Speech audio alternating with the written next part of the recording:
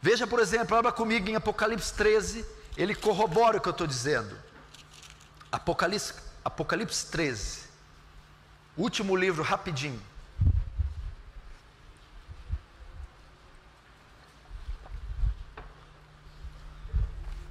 Apocalipse 13, verso 11, diz assim, Apocalipse 13, verso 11: vi ainda outra besta emergir da terra, possuía 2 chifres, parecendo cordeiro, mas falava como dragão.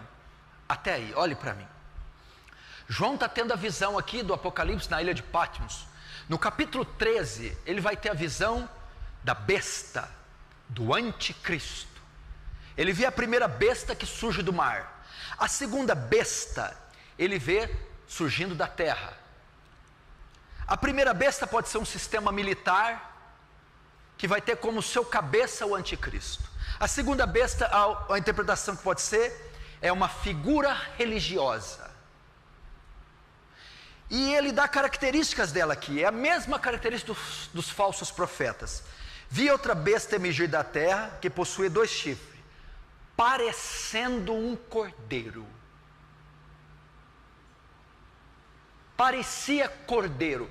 O que é cordeiro? Quem é o símbolo do cordeiro na Bíblia? Cristo.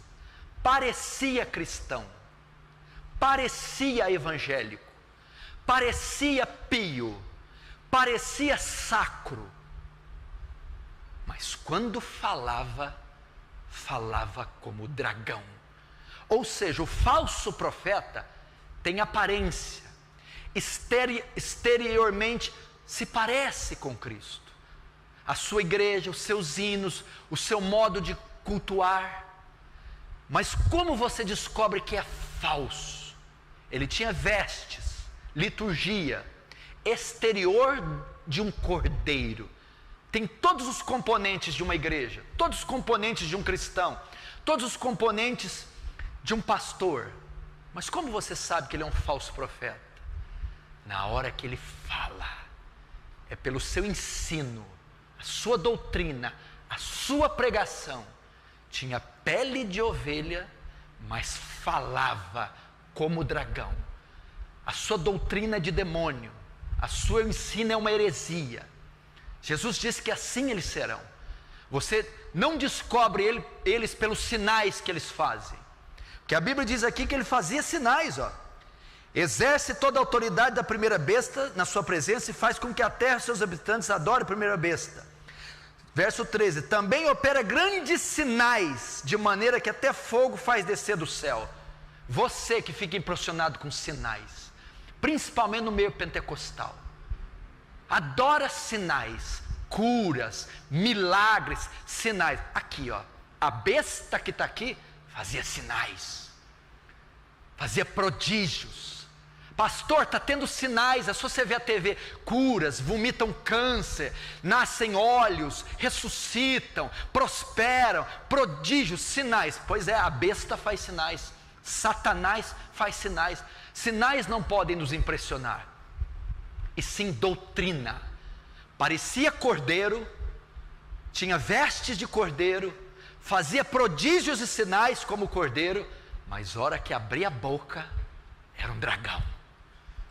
Era doutrina de demônio, é Satanás, é assim. Sinais não podem te impressionar, e sim doutrina, ensinamento. Esses falsos pastores são marcados por sinais e falsas doutrinas. Falam como dragão, falam como dragão, assim eles seriam. E você precisa se cautelar. Coisa mais fácil é enganar o crente contemporâneo. Falou que tem sinais. Quantas aberrações você vê nessas igrejas? Esses falsos profetas. Esses profetas que aparecem aí profetizando o endereço, o número de telefone, a RG, o número dos familiares. Eles fazem uma pesquisa na internet da pessoa,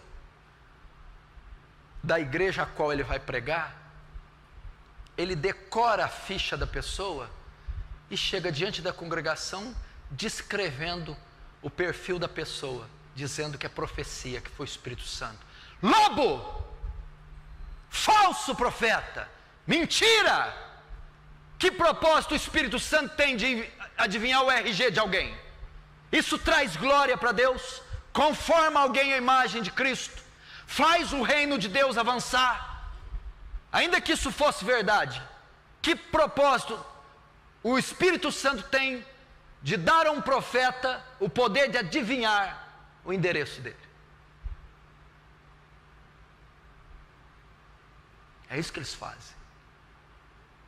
As curas, por que ficam tão impressionados com curas? Ai de ti Betsaida e ai de ti Corazim. Vamos lá. Se em Tiro e em Sidom tivessem sido feitos os mesmos milagres que foram feitos com vocês, há muito teriam se arrependido com pano de saco e cinza. Você não entendeu?